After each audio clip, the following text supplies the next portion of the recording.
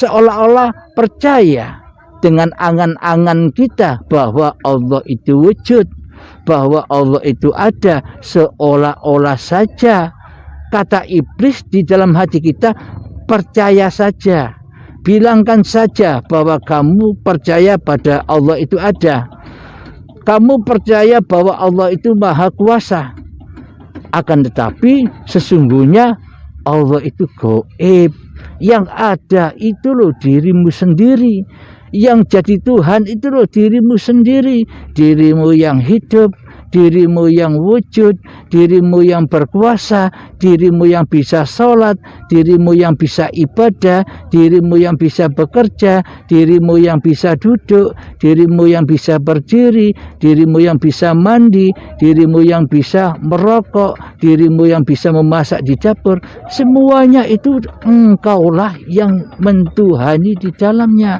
Tidak ada urusan dengan Allah sama sekali. Wong Allah gaib kok. Katanya iblis demikian. Karena selama ini kita hanya mengikuti iblis atau setan yang terkutuk daripada mengikuti tuntunan Allah di dalam Al-Quran. Ini babakan hati. Babakan hati. Babakan laku dan kondisi hati, bukan babakan raga, bukan babakan syariat. Karena bila hati ini belum beriman kepada Allah, masih kufur, tentunya seluruh amal yang diperbuatnya, amalia syariat semua yang dikerjakannya pasti menuju kekufuran. Bukan dikatakan ibadah, bukan dikatakan sholat, pergerakan badannya berimam kepada hawa nafsunya, ya bukan ibadah itu, tapi maksiat. Jadi hakikat sholat yang sebenarnya itu ada di dalam hati kita. Aqimis sholat li dzikri, dirikan sholat itu demi mengingat aku. Jadi bukan mengerjakan sholat. Kalau mengerjakan sholat itu ya seperti selama ini kita pura-pura sholat tapi hati kita maksiat. Itu mengerjakan sholat. Maksudnya dirikan sholat demi mengingat aku. Dirikanlah, nyatakanlah Allahnya sebagai Tuhan penguasa diri manusiamu di segenap tingkah lakumu, di segenap aktivitasmu sehari-hari. Jadi nyatakan bahwa hidup ini Allah, bukan hidup manusiamu.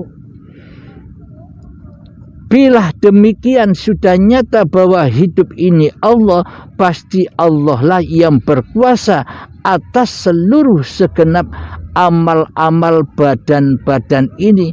Allah lah yang mengafalkan. Allah lah yang mengafalkan bangun tidurnya badan. Allah lah yang mengafalkan berdiri dan berjalannya badan. Allah lah yang mengafalkan badan bisa mandi. Allah lah yang mengafalkan badan bisa bajuan. Allah lah yang mengafalkan badan bisa sholat. Allah lah yang mengafalkan badan bisa beribadah. Allah lah yang mengafalkan badan bisa bekerja dan seluruh aktivitas kehidupan sejak bangun tidur hingga tidur lagi, semuanya diafali oleh Allah, semuanya disyariatullahkan.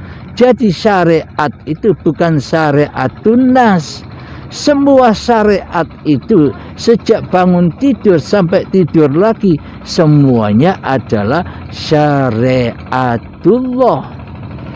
Allah lah yang menggelar seluruh manusia. Buktinya Muhammad, bukan kamu yang melempar ketika kamu melempar, tapi akulah yang melempar. Muhammad, bukan kamu yang memanah ketika engkau memanah, akan tetapi akulah yang memanah. Inilah bukti kondisi-kondisi hati para nabi dan para rasul serta Kanjeng Nabi Muhammad sallallahu alaihi wasallam, yang mana di hatinya selalu lillahi ta'ala, di mana selalu di hatinya mentauhidkan Allah daripada mentauhidkan Muhammadnya, mengesakan Allah daripada mengesakan diri Muhammadnya di hatinya. Itulah yang dimaksud hakikat sholat. Jadi itulah yang dimaksud sholat, mengingat Allah, berzikir kepada Allah. Bukan manusianya yang bisa ingat, bukan manusianya yang bisa berzikir. Allah lah yang bisa mengingat diri zatnya sendiri. Allah lah yang maha berzikir atas zatnya sendiri. Jadi bukan manusianya yang berzikir, bukan manusianya yang sholat, bukan manusianya yang ibadah, bukan manusianya yang beraktivitas, yang beribadah, yang beraktivitas atas segala manusia yang dikerjakannya, semuanya diaktivitasi, semuanya didalangi oleh hayatullah, didalangi oleh hidup yang menghidupi badan-badan manusia. Jadi dalangnya bukan badan, Mas Bro. Jadi dalangnya segala alam semesta ini adalah hidup. Tanpa hidup kita tak akan bisa menyaksikan kewujudan alam semesta ini. Dengan hiduplah maka terwujudlah alam semesta ini. Bila kita tidak hidup, apakah wujud semua alam semesta ini? Jadi dengan kewujudan Allah lah maka wujudlah alam semesta ini. Inilah yang dimaksud sholat itu. Hakikat sholat itu kembalinya hati hamba kepada Tuhannya, kembalinya tauhid hamba kepada tauhid Tuhannya. Inilah hakikat sholat. Jadi meskipun kita mengerjakan sholat secara syariatnya, hati pun juga demikian, mentauhidkan bahwa Allah lah yang mengafalkan di dalamnya. Itu yang dimaknai sholat, hakikat sholat itu. Jadi pada intinya terletak dalam kondisi hati. Bila hati sudah nyata kewujudan Tuhannya, bila hati sudah mentauhidkan Allah daripada hawa nafsunya, itulah yang dimaknai hakikat sholat itu. Jadi dimanapun dan keadaan apapun kita aplikasikan. Syaratnya kita masuk Islam dulu, syaratnya kita mengenal Allah dulu, syaratnya kita harus bermakrifat kepada Allah, baru bisa berzikir, baru bisa sholat, baru bisa ibadah. Bila kita tidak mengenal Allah, bila kita tidak tahu Allah, bila kita tidak bermakrifat kepada Allah, bagaimana mungkin kita bisa sholat?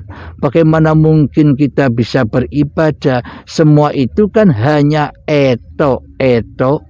bohong-bohongane hawa nafsunya sendiri, agar dikatakan manusia lain sudah bertuhan, padahal di hatinya masih ateis, padahal di hatinya masih kufur, padahal di hatinya masih mensekutukan Allah dengan dirinya. Alhamdulillahirrabbilalamin. Inilah hakikat sholat. Hakikat sholat itu aqimis sholah lidzikri. Dirikan sholat demi mengingat aku. Maksudnya dirikanlah apa yang diafalkan oleh Allah sejak bangun tidur sampai tidur lagi. Apapun berdirinya badan, berafal apapun, maka selalulah ingat di dalam hati kita bahwa Allah lah yang berafal, bahwa Allah lah yang menggerakkan. Alhamdulillahirrabbilalamin. Semoga paparan tentang hakikat sholat ini bisa kita pahami, termasuk diri saya sendiri dan umumnya untuk kita semua, terkhusus bagi para bagi yang bertanya, semoga bisa dipahami apa hakikat sholat itu. Untuk pertanyaan kedua, apa makna bidadari di dalam surga bagi orang-orang yang beriman? Itu pertanyaan kedua, nanti kita kaji lagi di episode yang akan datang. Alhamdulillahirabbil alamin. Allahumma shalli ala sayyidina Muhammad wa ala ali sayyidina Muhammad. Rabbana atina fid dunya hasanah wa fil akhirati hasanah wa qina adzabannar. Rabbana atina fid dunya hasanah wa fil akhirati hasanah wa qina adzabannar. Rabbana atina fid dunya hasanah wa fil akhirati hasanah wa qina adzabannar. Wa sallallahu ala sayyidina Muhammad wa ala alihi wa sahbihi wasallam walhamdulillahi rabbil alamin. Assalamualaikum warahmatullahi wabarakatuh.